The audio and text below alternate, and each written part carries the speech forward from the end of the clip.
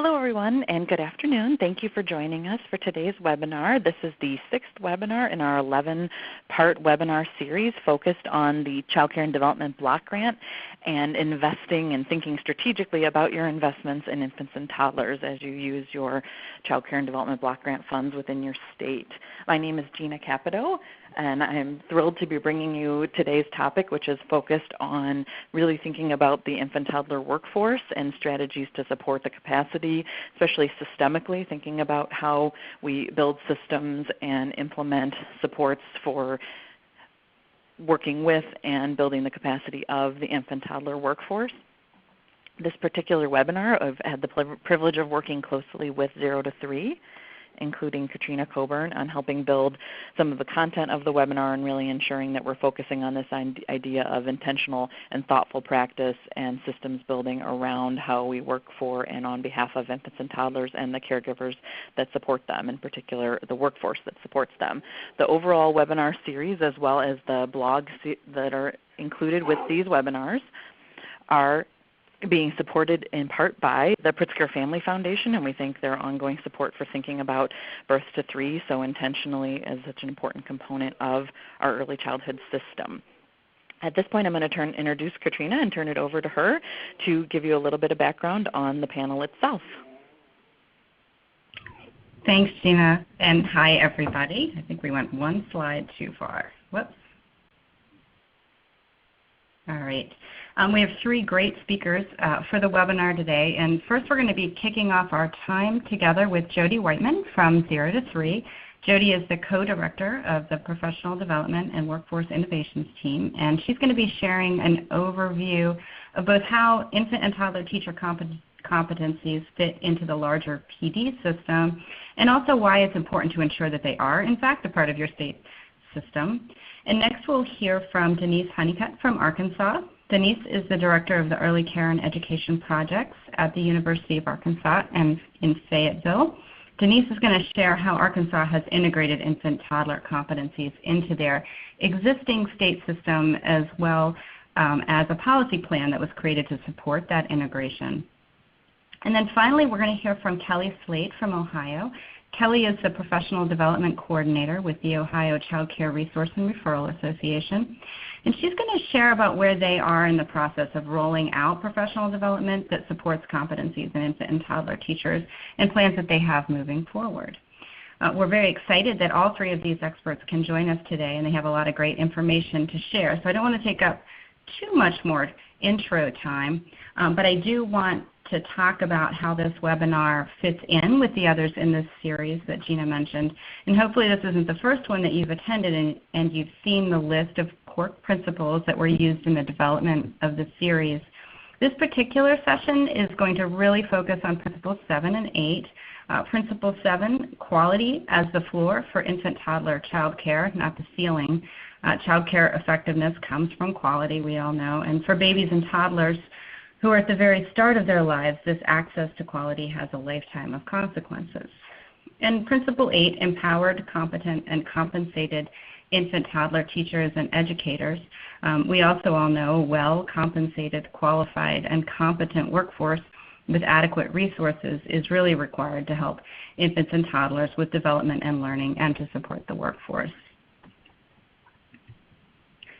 So we're going to spend some time today thinking about how important those supports are and the needs and opportunities in utilizing competencies specific to the infant-toddler workforce. And then finally we'll hear from our 2 states on how they have been doing that.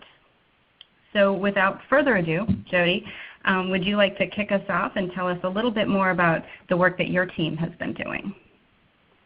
Just one quick thing I want to hop in. Just to ensure folks, I apologize, Jody, I forgot to say at the outset. So as we are in broadcast only mode because of the large number of attendees that we have, we are not going to be able to have folks ask their questions via their audio. You have to use the chat. So we are watching the chat actively, Katrina and myself, Danielle Fuentes-Johnson with Build. So please do send questions for the speakers in the chat, thoughts or things that you're working on related to infant-toddler workforce. And we will share those and integrate those, and we are keeping an eye on what goes on in the chat as well. So sorry about that, Jody. Go ahead. That's okay. Thank you. I just wanted to note that I'm representing my team during this presentation, and I wanted to especially acknowledge Sarah Lemoyne, who is my co-director, and Kristen Green, who's our senior manager, whom supported the development of this webinar and supports this work. So we all work together to advance this work to meet the critical needs and opportunities of infant toddlers and families. And I know this is review for many, but we think it's really important to note that the first 3 years of life encapsulate so much growth and development. The brains of very young children create neural connections at a stunning rate, more than 1 million new connections per second. That's a rate higher than any other time during the lifespan. Those critical connections represent learning in its purest form as infants toddlers watch, they listen, they touch, and they explore, gathering data and building an understanding of the world around them that is truly amazing. Because they accomplish all of this knowledge without fanfare, through the most ordinary of actions and interactions each day, we might miss what a truly extraordinary feat is being accomplished. Each one of us began life as a seamlessly helpless baby who, by our 3rd birthday, had already come to understand how to connect to other people, how to communicate through language, and how to learn about the world through experimenting, predicting, and testing. These pivotal years also provide the foundations for who we would grow up to be, what we would contribute to society, and the kinds of relationships we would develop through a lifetime. The explosion of research over the last decade includes not only brain development. We've learned such a great deal about what constitutes quality and how we can advance and support it at all levels, the individual level, the program level, and systems. Boiling all of this way down, we know these 3 lessons. Of course, each of these lessons have a great deal of nuances and learning too underneath them. But just to set the context for our discussion and sharing today, let's take a look at these. So Lesson 1, early childhood education can have large and lasting effects. Lesson 2, only high quality programs achieve large positive impacts. And Lesson 3, high quality requires a lot of planning and careful implementation. And we have much more to learn and document and revise. As we learn more about the details of what we don't know too. The summary and recommendation reports from NAM provide us with a highly respected and visible platform to communicate essential goals, needs, and strategies which are evidence and best practice based. The need of the infant-toddler workforce within an already under-resourced field are even more desperate than those of the rest of the ECE workforce, which are incredibly stressed as well, as we all know. The NAM report indicates workforce preparation has not kept pace with rapidly expanding knowledge of early learning and children's changing circumstances. It also notes infant-toddler educators need concerted attention. The first report, which came out on April 1st, 2015, and the new financing report is an important companion. Although this first report came out on April Fool's Day, it is no joke that we need to understand and communicate the importance of evidence-based and informed professional development and strategies. Aren't we fools, though, as a nation, for not paying attention enough and putting enough resources behind our children's first 3 years and first 8 years of early childhood to ensure quality, positive learning, and lifelong trajectories? So this slide that you see now shows a quick snapshot of educational attainment of the workforce by age group and setting. You've likely heard the good news of our overall ECE workforce having more formal degrees than originally thought. But there is also a lot to unpack under this snapshot summary, as you know, not the least of which is understanding and examining where the infant-toddler educators are in this picture overall. Many babies and toddlers are listed under that home-based setting. This includes family child care providers, both small and large. And again, the infant-toddler workforce context departs from the overall summary of the ECE workforce that headlines may have featured.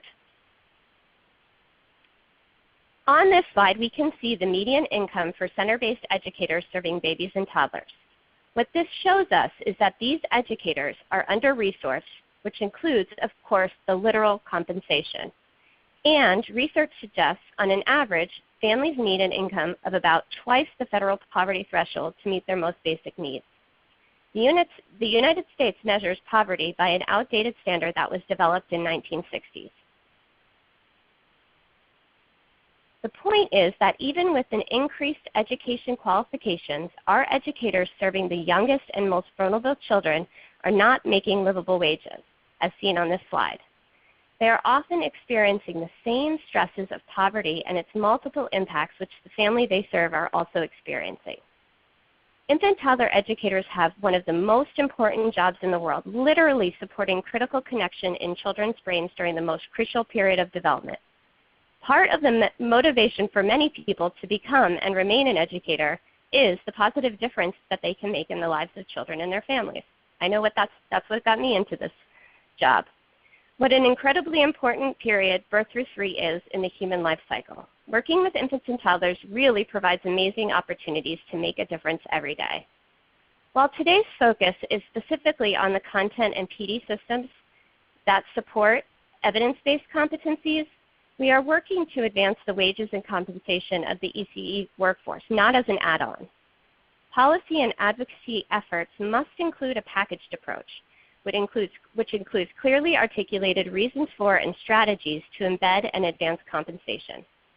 One way 0 to 3 is focused on critical need is through our work with national partners in the field in the Power to Profession, which we'll discuss at a high level for context setting in relation to the competencies today in a bit later. For today's discussion though, let's keep these contexts in mind during our time together, because the best laid plans, even with evidence-based secured, must address also the real-life context of the direct service educators are in, and how that impacts their ability to do the challenging and essential work of supporting babies, toddlers, and families every single day.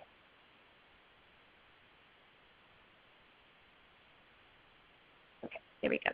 For decades, 0 to 3 has helped individuals, programs, systems, partners, and other stakeholders to define and describe best practice for infant-toddler teaching. Through collaborative work and targeted analysis, we've identified that there was little information available about how infant and toddler educators apply foundational knowledge in group setting, what infant-toddler teachers and learning looks like in practice, and what specific skills educators need to optimize children's learning opportunities. The Early Childhood Workforce Innovations Department at 0 to 3 responded to this gap by developing the 0 to 3 critical competencies for infant-toddler educators. So why did we develop this competency model, and why are the critical competencies critical? Well, I'm going to share some reasons, and first I'm going to talk about them in terms of the needs. The needs: lack of information about applying best practices with infants and toddlers in group setting. We know that there is lack of information. We saw gaps in clear, descriptive information about optimizing interactions. We know there is a unique needs of multilingual and multicultural families and children from high needs populations.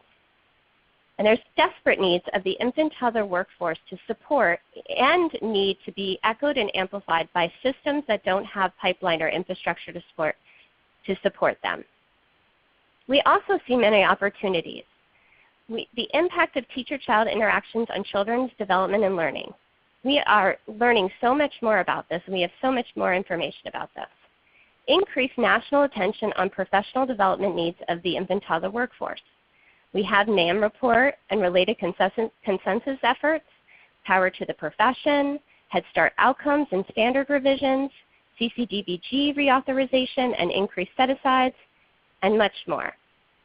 The importance of children's first 3 years of life and the role key adults in shaping children's experiences during those years cannot be overemphasized. The more that infant-toddler educators understand the children's earliest capabilities and how they grow and learn, the better equipped educators are to make good decisions each day about their experiences and interactions children need to develop and learn to the fullest.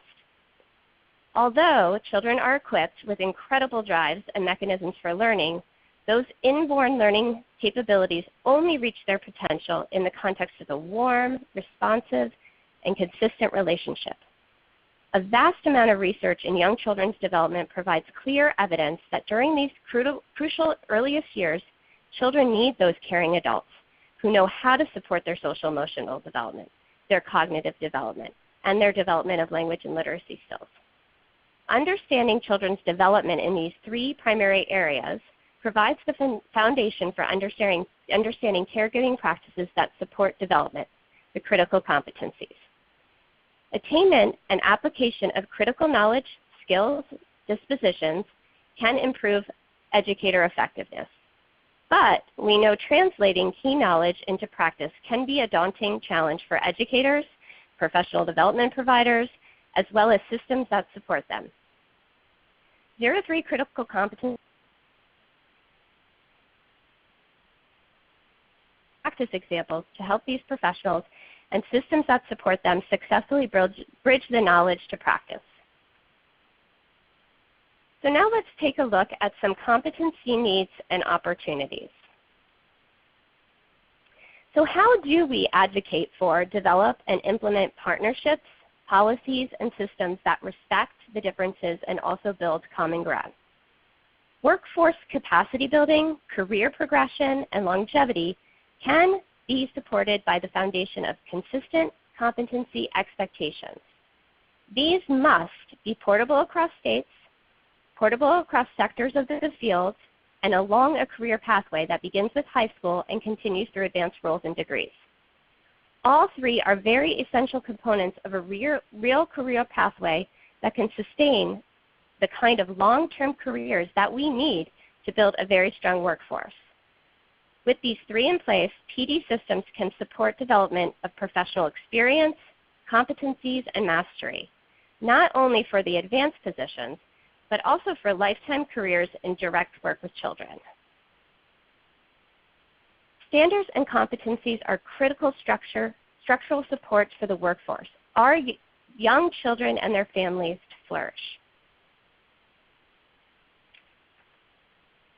Caring for the infants and toddlers requires a very holistic approach. I think I'm one. Here we go. Educators play a key role in supporting and nurturing all aspects of the infant-toddler learning and development.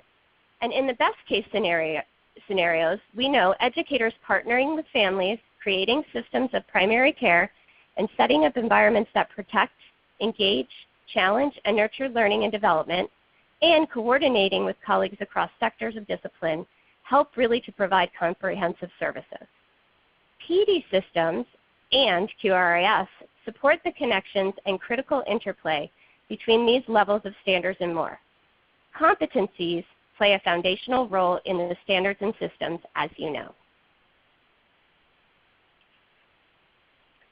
Workforce connections empower professionals across disciplines and sectors, levels, settings, and roles, in that they define and embed consistent evidence-based competencies, they build awareness, readiness, and capacity, and they support exploration and adaptation. So what does this look like? Our approach with the critical competencies, which we are sharing as a frame today, is multi-level.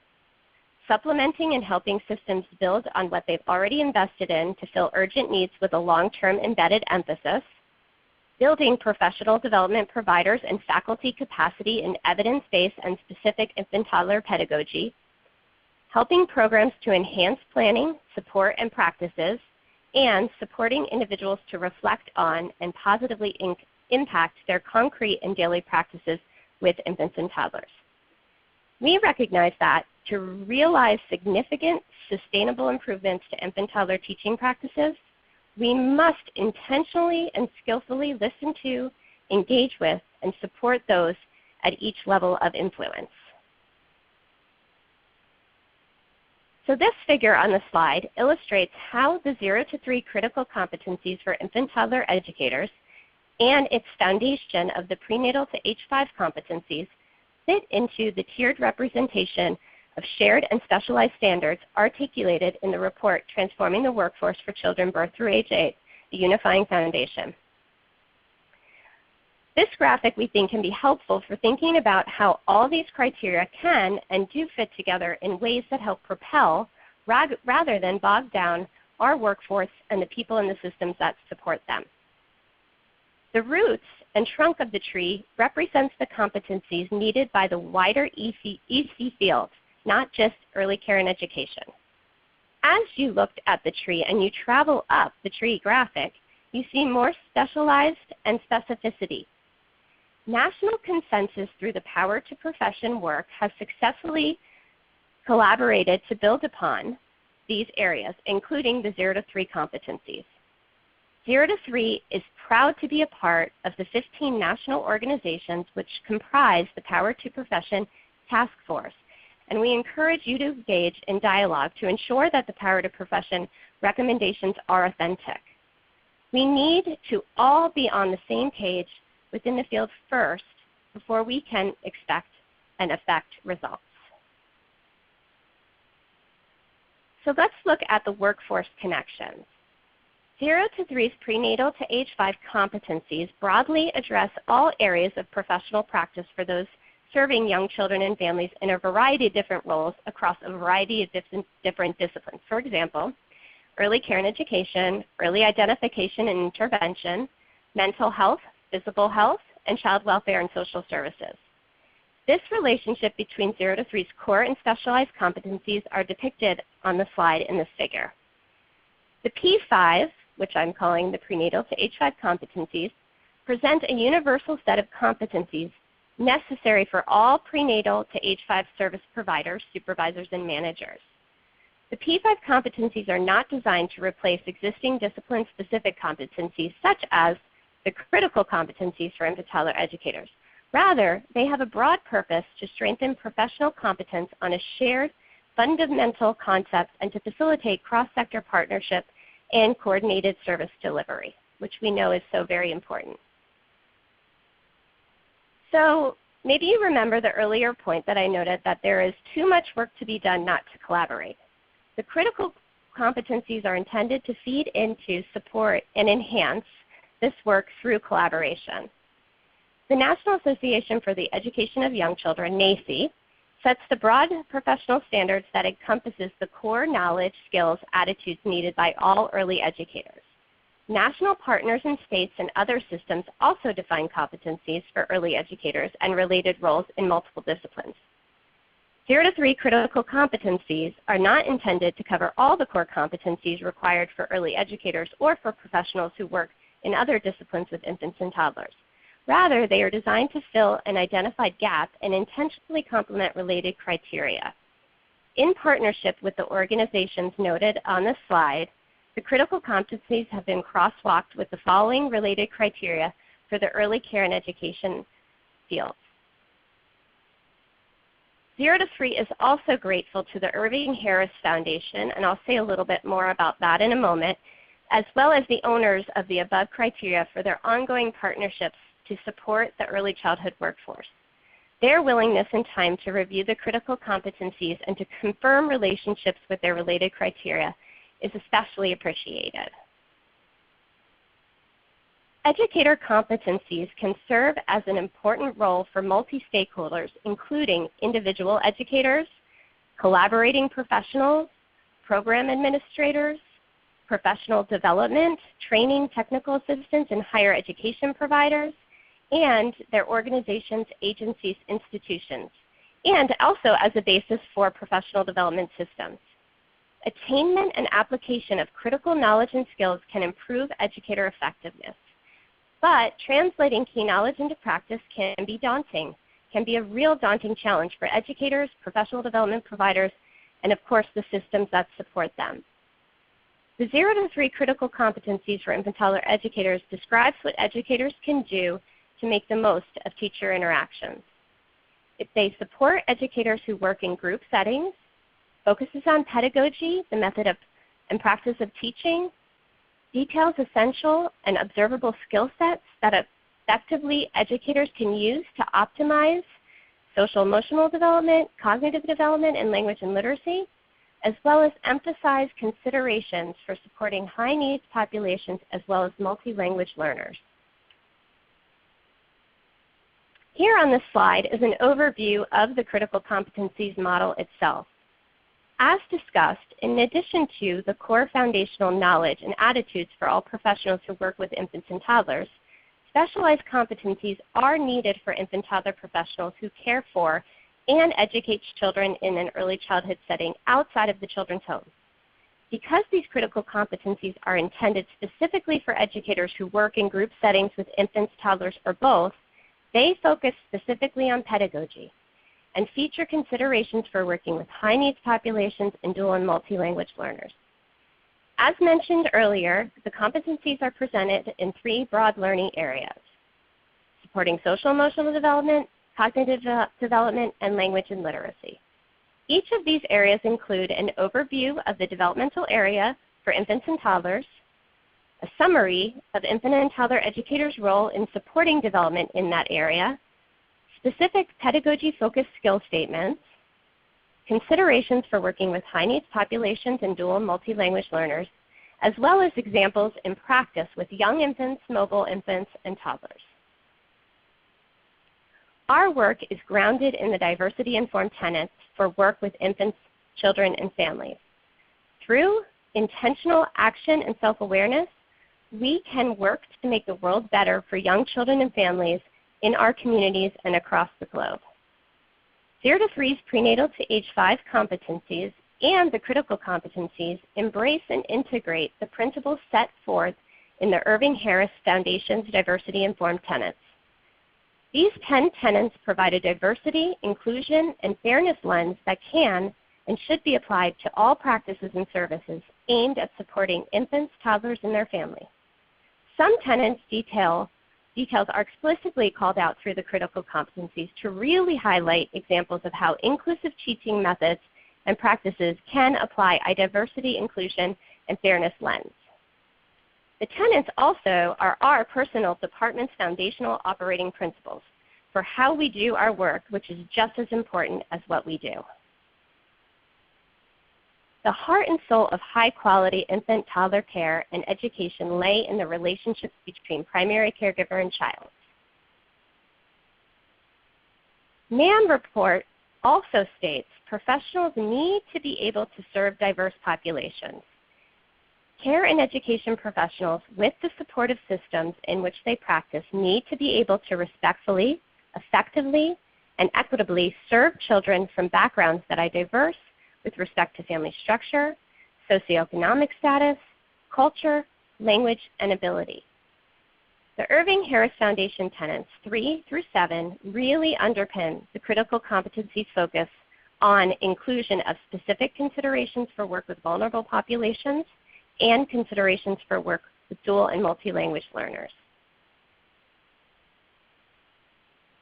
We felt it was important to take a look at the reality of racial inequity. So here is the reality. It's not poverty alone.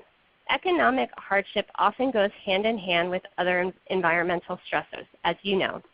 Children who grow up in poverty are more likely to be exposed to environmental stressors, inadequate nutrition, family substance abuse, maternal, even paternal depression, environmental toxins, as well as physical and emotional abuse.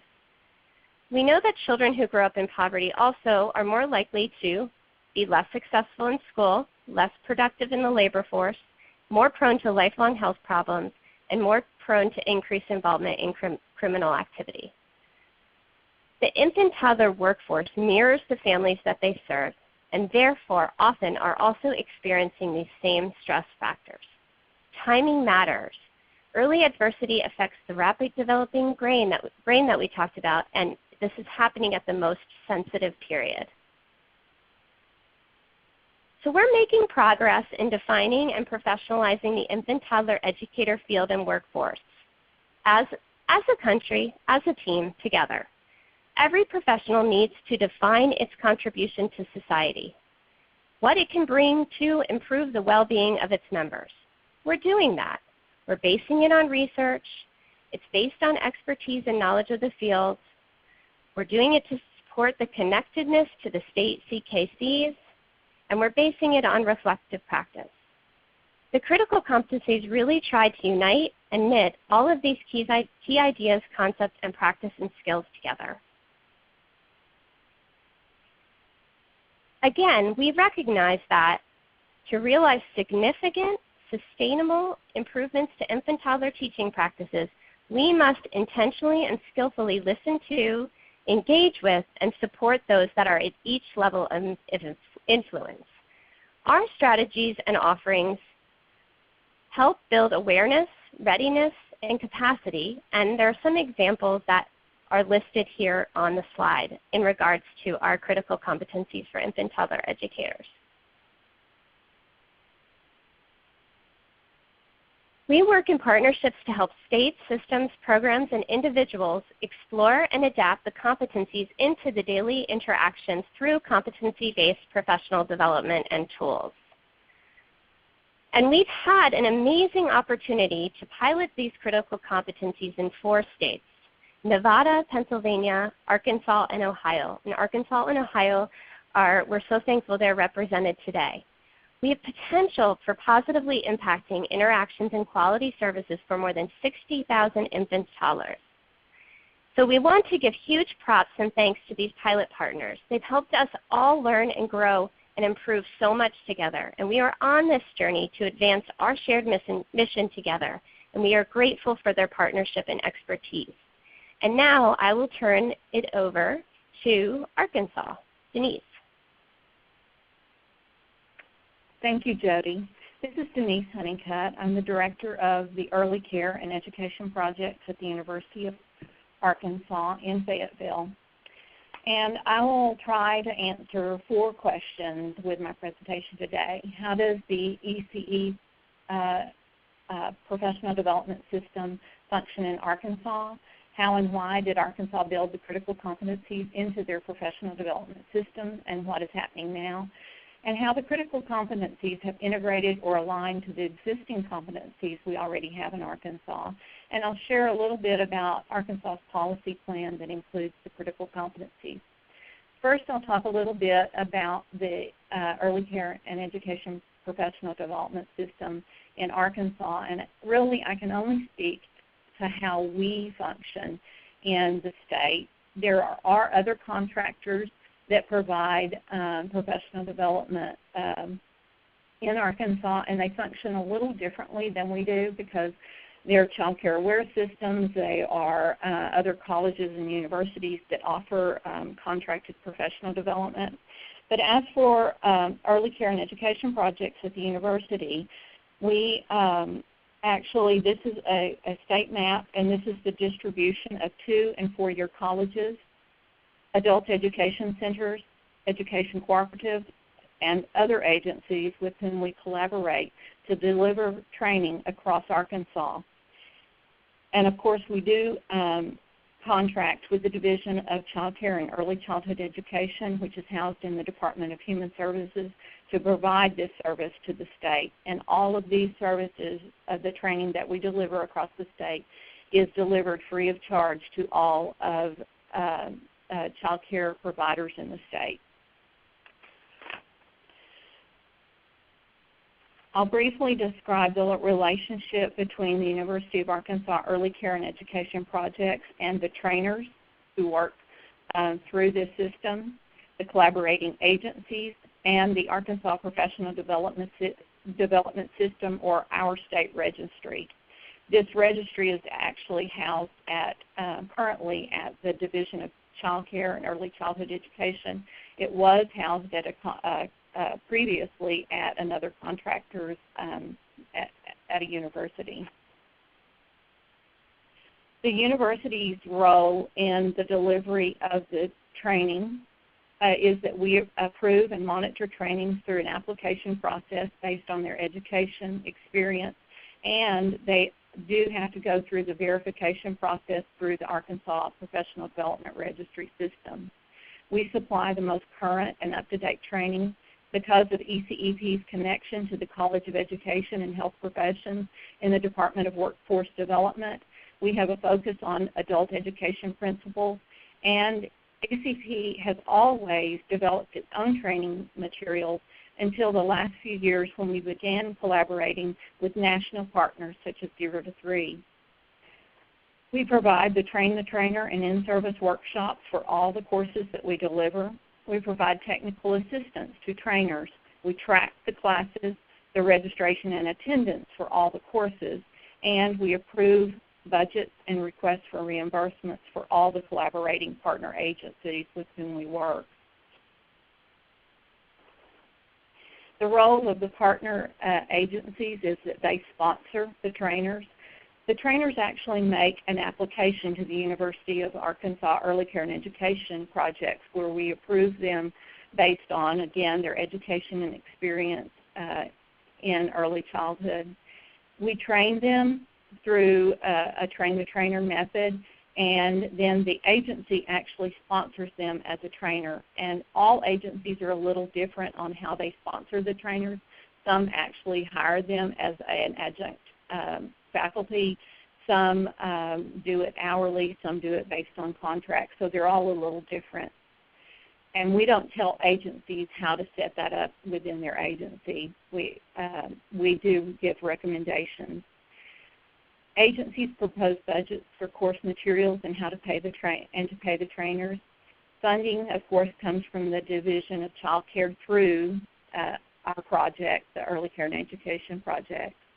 Agencies which embed courses for college credit do not get reimbursed for the trainer or adjunct staff, but we do support them with course materials, and we do support the trainer with Train the Trainer, and we supply the participant materials, certificates, and other course materials which are needed. Additionally, agencies administer the budgets. They apply for reimbursement and report actual expenditures. Each agency is very unique in the way they choose to sponsor trainers. The role of the trainers in this system. They meet with their contact officer at the institution or agency with which they are sponsored to discuss the agency policies and procedures, making sure to adhere with the guidelines of each agency. Each year the trainer makes a projection for the number of classes they're going to conduct for the year. Then they schedule and conduct the classes, and then the trainers complete the required forms both before and after training, which includes the course evaluation, pre-test, and post-test. The Arkansas Professional Development System, or our registry, verifies trainers. They provide trainer orientation, document the training, and maintain a database with trainers and practitioners' training transcripts. This was just a quick overview of the statewide professional development system that is housed at the University of Arkansas. I believe this system is unique to Arkansas, and it is a robust system of professional development delivery. Now, why and how did Arkansas build the critical competencies into our state professional development system? Well, we did it for the same reason 0 to 3 felt compelled to write the critical competencies. The main reason was the lack of professional development targeted to the infant-toddler practitioner, and especially professional development which was linked to the competencies of the infant-toddler practitioner. Plus, we were given the awesome opportunity to participate in the critical competencies pilot partnership with 0 to 3. The how of building this into the state system began by starting with a gaps analysis of the professional development offerings which Arkansas already had in place. Arkansas provided the course title, description, key content areas, and TAP levels for these offerings. TAP was the previous name of our Arkansas Professional Development Registry System. 0 to 3 then analyzed the content with the 0 to 3 critical competencies for infant-toddler educators, areas, and sub-areas.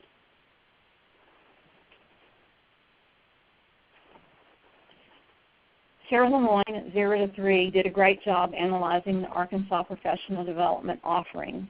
I'll not go into this in detail, but this slide does show how the professional development in Arkansas fell into the areas of development. At the time, there were 65 professional development offerings which were being offered, and this was conducted mid-year 2016.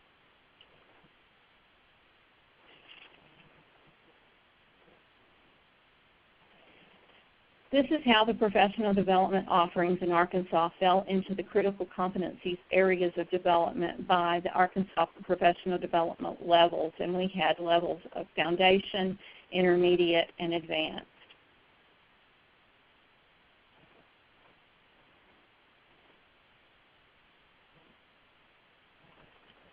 What is happening now? Well, we have 24 trainers that attended the Train the Trainer, which is conducted by 0 to 3, and they're working on delivering their first trainings and working on the 0 to 3 certification.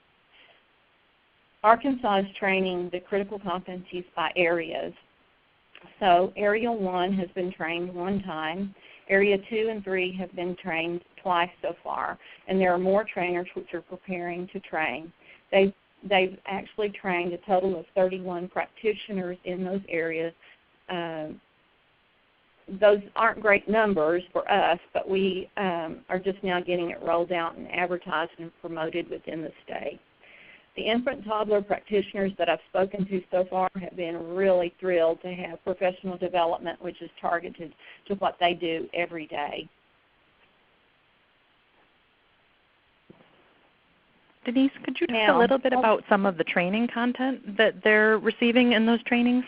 Like what type of unique focus there is that gets to the critical competencies? Okay, well, Area 1, I believe, is supporting social emotional development, supporting cognitive development, and supporting language and literacy development. The critical competencies, of course, have been aligned to existing competencies in Arkansas, and of course you know that the critical competencies have been crosswalked to relevant national criteria to help prevent the unintended barriers to articulation and consistency, access to inclusion of well-researched based and promising practices. Arkansas's workforce knowledge and competencies have also been crosswalked with the critical competencies. And Sarah Lemoyne, when we were revising, actually participated in that revision process. Arkansas' current training has been linked to the attainment of the Arkansas competencies and, of course, to our QRIS system in Arkansas. Since we work with two-year colleges, the student objectives of the relevant higher education courses have been mapped to the Arkansas workforce knowledge and competencies.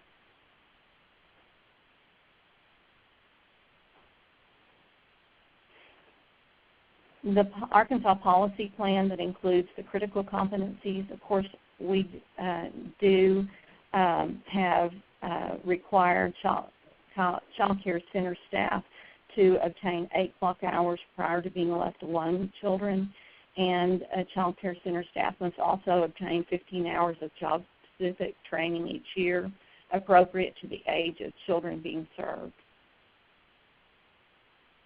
Family child care providers must attend specific training within the first 6 months of being licensed, and requires them to obtain 15 hours of approved training each year.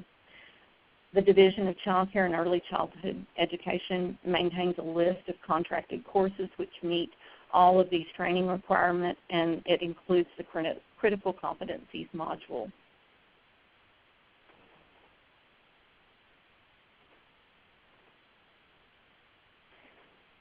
In addition to existing professional development opportunities that were in place before the critical competencies were written, the Arkansas Brain Development Curriculum, which was written in collaboration with 03, was aligned with the critical competencies. And of course, CEUs and potential college credit are available for this professional development. Arkansas has built a system capacity by offering already a Train the Trainer in the critical competencies, and plans on offering another critical competency, another Train the Trainer in the critical competencies soon. All trainers are verified in the professional development system in Arkansas and are approved based on their education qualifications in the University of Arkansas Early Care and Education System. Both systems track the courses, the practitioners, and trainers. All approved training content is mapped to the Arkansas Workforce Knowledge and Competencies, and we are currently in the process of creating an Infant-Toddler credential, which includes the critical competencies as a course selection. If you have any questions, do not hesitate to contact me at my email address. Thank you, Denise. That was wonderful. I did have a question. So Arkansas already had competencies in place that the field was familiar with, and you added this piece. How did you communicate that to the field, or were these something that were primarily held at the trainer level? Or did you communicate, in fact, to the infant-toddler staff about this kind of extra set of competencies or extra layer on the competencies? Well, I believe that maybe communication is one of the biggest barriers that we have as a state. And it is difficult to communicate it. We do it through our professional development registry system, but we also do it through our project. We do it through brochures, social media, pretty much all the typical ways. But communication is a barrier that we have to overcome. It sounds like your infant-toddler staff were pleased with them, though, that it wasn't necessarily seen as a burden. Absolutely. The ones that I've talked to that have gone through the training have been exceptionally pleased with the curriculum, and just so excited that they had something that was targeted to them, because in the past they would just have to go to any training that they could find because there wasn't much out there that they felt was connected to their role with infant toddlers. Yeah. Well, great. Thank you so much. Gina, did you have any additional questions for Denise? I don't think so right now, and we're watching the chat. If you have any specific questions around implementation, don't hesitate to continue to put them into the chat, and then we will integrate them for Denise as appropriate once Kelly starts presenting as well. Great. Thanks, Katrina. All right. All right, thank you. All right, Kelly, it's all yours. Thank you very much. Good afternoon, everyone. My name is Kelly Slade, and I'm one of the professional development coordinators here at OCRA, the Ohio Child Care Resource and Referral Association. And I first want to give a big thank you to the folks at 0 to 3 for allowing us the opportunity to participate in the pilot project. We enjoyed it. We enjoyed having Kristen come in. We enjoyed the time that the group had a chance to spend together going through the material and talking about how to share it with early childhood professionals, infant-toddler early childhood professionals around the state. I'm going to give you a little bit of background on OCRA. I'm going to talk a little bit about the ECPD system in Ohio and how we fit the critical competencies into that system, and then our next steps. So my team here at OCRA, which is Quality and Innovation, we are responsible for creating statewide trainings. We provide the trainers to the resource and referral staff to take those trainings out around the state. We also coordinate statewide technical assistance specialist networks, as well as provide support and technical assistance to instructors and training organizations. So what I forgot to say is that OCRA is the coordinating agency for the resource and referral membership system in Ohio. So we don't manage the R&Rs. They are fully independent agencies, but we coordinate the work that is done throughout the resource and referral system. So in addition to the work that my team does, OCRA also manages our Ohio Professional Registry. We also manage the Teach Early Childhood Ohio program, which is through our workforce development team. We also have a subscriber-based platform called Early Learning Resources Ohio that contains resources for early childhood professionals, including discounts for goods and services. And earlier this year, we became a sponsor for and a part of the state for the Child and Adult Care Food Program. So that's a little bit about OCRA. And this map represents the resource and referral system in Ohio. It is managed through 7 resource and referral agencies covering all 88 counties through 12 regions or service delivery areas. The resource and referral agencies provide training to professionals, center and family child care based, and they also create their own training. So they're providing statewide standardized trainings that are created here at OCRA, and then the R&Rs also create their own regional trainings based on the needs that they see out in the field when they're providing technical assistance. Currently, there are 15 infant-toddler specialists within the Resource and Referral Network, and 11 of those specialists are PITC certified. So currently, for family child care and center-based programs, they are required annually to take 6 hours of professional development for their basic licensing requirements.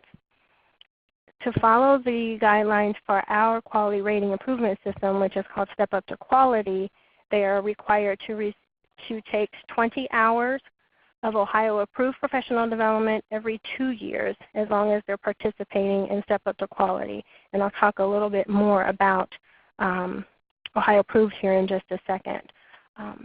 The training that they're required to take also includes 5 hours of mandatory online training, which is Ohio's overview of child development and Ohio's approach to quality. They are required for those 6 hours of annual training. There are 5 categories that training can fall under. So it's child growth and development, family and community relations, planning, observation and assessment, career development, and learning environments and experiences. Those are the categories in which those trainings may fall. So when they're searching for training through our Ohio Professional Registry, they will see the areas that those trainings pertain to. With Step Up to Quality, our quality rating improvement system, participation is currently voluntary for programs until 2020. Beginning in 2020, all programs receiving state funds will be required to participate in Step Up to Quality. So currently, I said anyone can participate and they're not required to, but in 2020 that will change. And that does apply to center-based and family child care homes.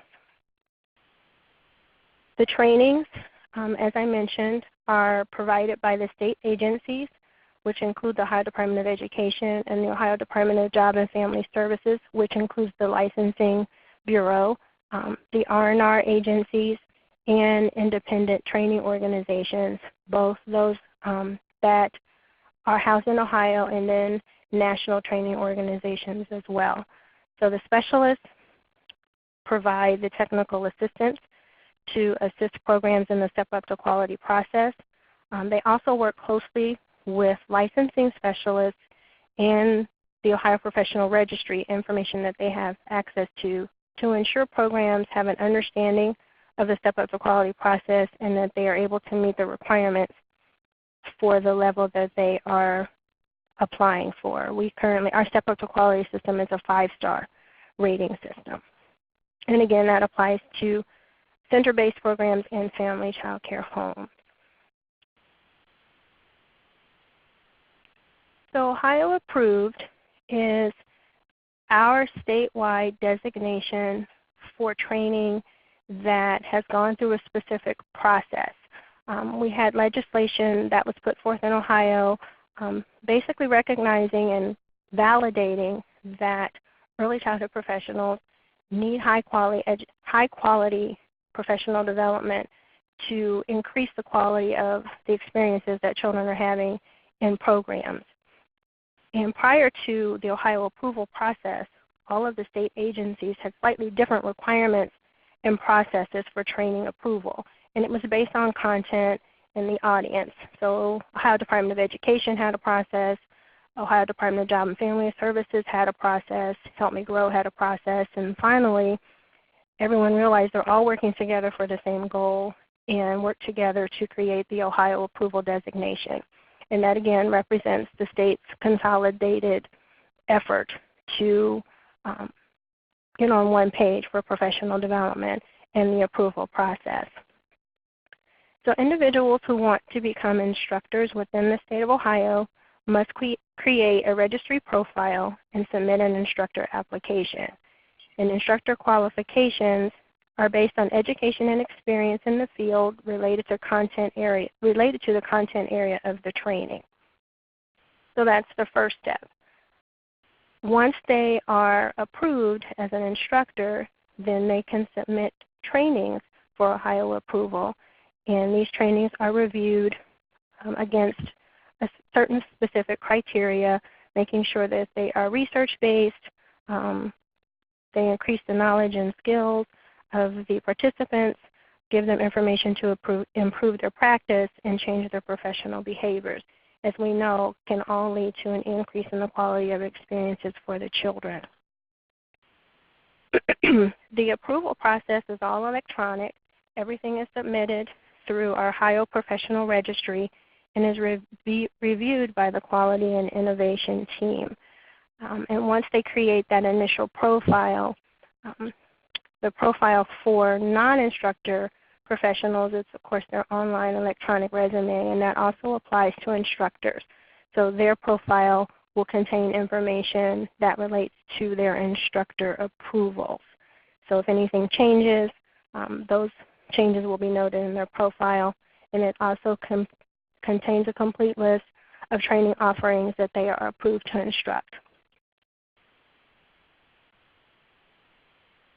So now I want to talk a little bit about why the critical competencies, and this has been mentioned earlier in the presentation.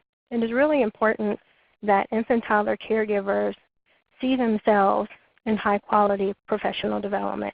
And we know that it is not always the case. They often do not have the same education level or access to high-level, high-quality PD of their preschool or pre-K counterparts. They may have to just take whatever training is available and make it fit or make it apply to their practice. And that's not leading to great quality experiences for anyone. So providing that critical information that they need to help support infants and toddlers in their formative years is important.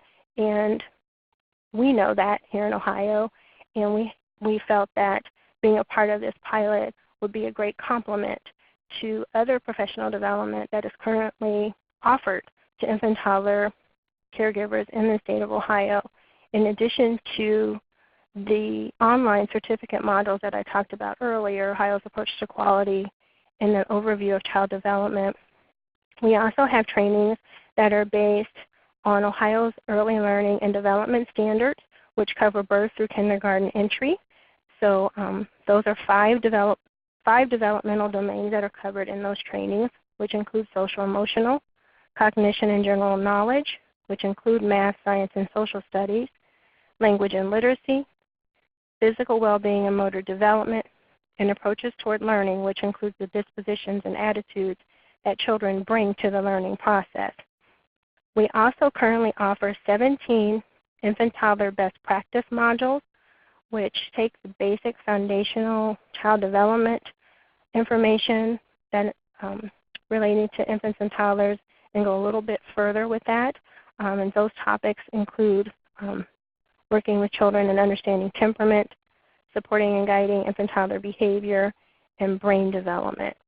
So looking at the trainings that are currently available and comparing those to the information contained within the critical competencies, it's a natural alignment and they complement each other well. So we felt this would be a great addition to the professional development offerings available in the state of Ohio. All of the trainings that I just mentioned are standardized statewide trainings that each of the R&Rs present. Those trainings are offered free of charge when they're the standardized statewide trainings.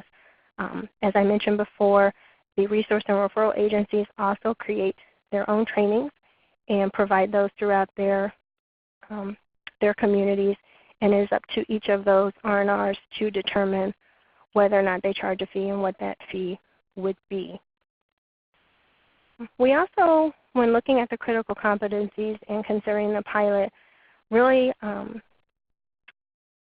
felt that the holistic nature of the modules brings a different perspective to the content and a different perspective to professional development for infant-toddler caregivers that focus on the child, the focus on the professional, and then the special considerations, which were mentioned a little bit earlier, including high-needs children and those who are dual language or multi-language learners.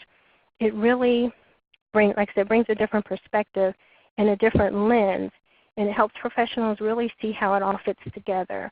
So often when you take a training, it may focus on one of those particular areas, with a little bit of attention paid to one of the others, but it doesn't really, it's not as cohesive as it is when you look at the information and the content contained in the critical competencies.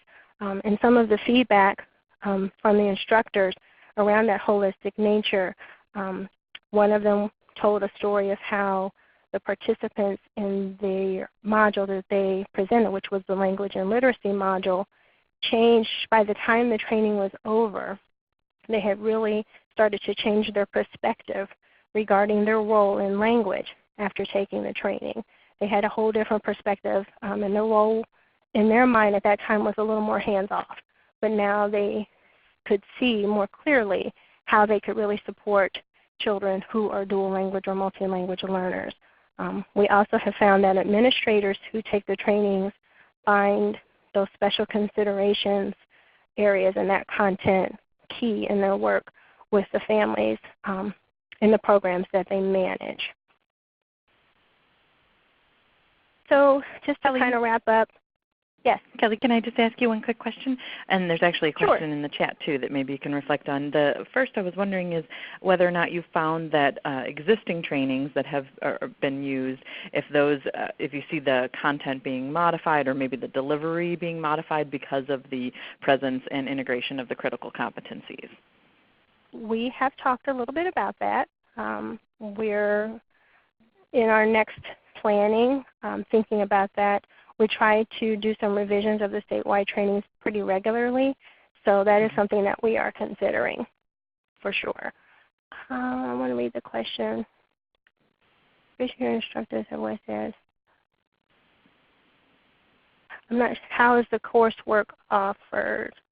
If we're talking about the different trainings, that the statewide trainings, most of the statewide trainings are face-to-face trainings. So those are offered during the daytime, evenings, weekends. Each R&R sets their own schedule, so it's based on the needs of the early childhood community and the regions that they serve. And of course online, we do have online options, like I said, the overview of child development and approaches to quality are online trainings, and we're working towards providing more online opportunities as we see participants really enjoy the option and the flexibility with online. And the second part of that was about whether there were salary increases after completion and then encouragement for folks to continue to a bachelor's degree. Completion, I guess I'm not understanding completion of what? I don't know if they're talking about PITC. I think it's the critical competencies training. Yeah, I think the question is about the critical competencies training. So why don't you answer for that, and then we can confirm. I don't believe so.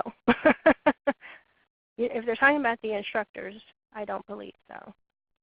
Okay. And we'll double check what Carol was asking about. Why don't we give Denise a second to respond to some of this on behalf of Arkansas, how you're offering your coursework online, evenings, weekends. Yes, they are being offered during the week and on weekends. It's just based on the trainer's schedule and how they can outline that schedule for the courses. And of course they do have to meet a certain requirement of 10 to 15 in a class before it can make. So if they don't have 10 to 15 participants who sign up for it, the class won't make and they'll have to cancel it. We don't offer online, but we are looking into that. And if they're talking about completion of the course and a salary increase for the participants taking the class, there isn't anything currently along those lines for participants or for trainers for that matter. No, same for Ohio. Okay, thank you both for that. Sure. So for next steps with the critical competencies in Ohio, we completed the pilot training of trainers with 19 participants representing the state's network of the 7 resource and referral agencies. So that included both R&R staff and contracted trainers. They have all completed at least one of the 3 modules as required by the certification requirements and are awaiting full certification. The plan is for each of the R&Rs to continue to offer the critical competencies modules throughout the state. They all develop their own training calendars which are typically 6 to 9 months ahead. So they plan those out very carefully, of course providing space for additional training offerings. And they will publish them for the general public, but they also have the option to provide the training specifically for programs. If the program wanted them to come in and present, let's say, the whole social and emotional module just for that program, they have the option to do that as well. They began scheduling and presenting the trainings at the beginning of the year of 2018, and through July 12th, the 19 trainers have trained 292 early childhood participants. That includes center and home-based providers, and it also includes some early Head Start staff. The modules are Ohio approved, so we were able to integrate them into our current Ohio approval system. So it is meeting the needs of the early childhood professionals as far as their PD requirements, whether or not they are participating in Step Up to Quality. So that was great because it was able to fit right in seamlessly to the system as it currently functions. When able, the instructors, most of whom are also providing technical assistance through the R&Rs, are aligning the trainings to their technical assistance visits. So they're providing a module and then they're spacing them out.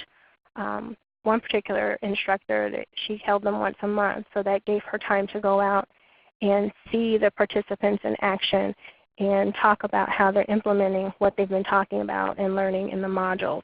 So it's allowing for more enriching discussions during the trainings and really allowing them to have that opportunity for direct application.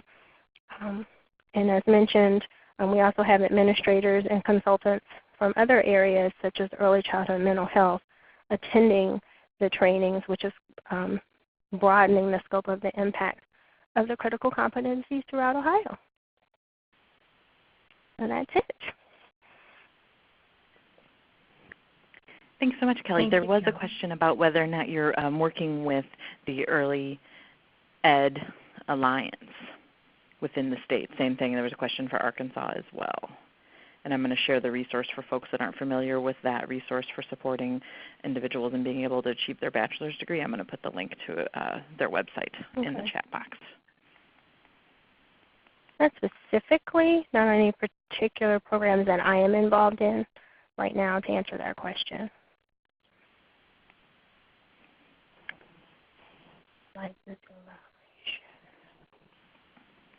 Looking at the question about trainings, folks to meet the needs of providers and programs that are in need of professional development due to a licensing violation, we don't have a system in process per se for that. The R&Rs work very closely, as I mentioned, with licensing specialists. So if there's something that comes up that needs to be addressed, that can be provided either through technical assistance, or I'm sure they can find trainings that would hopefully apply to those areas where they have a need.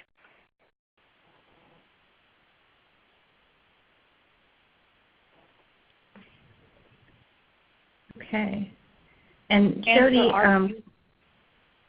no, go ahead. No, go ahead, Denise. You can answer that question for Arkansas as well, please. Yeah, there are no plans currently for Early Ed U. We're a member of that alliance, but we don't have any state examples for that. Also, we have not been working with any centers or programs on professional development as far as licensing violations, but I think that's something that we could do. Okay. And Jody, we had a question about special needs considerations in the competencies. I think you touched on that, but can you talk a little bit more about those?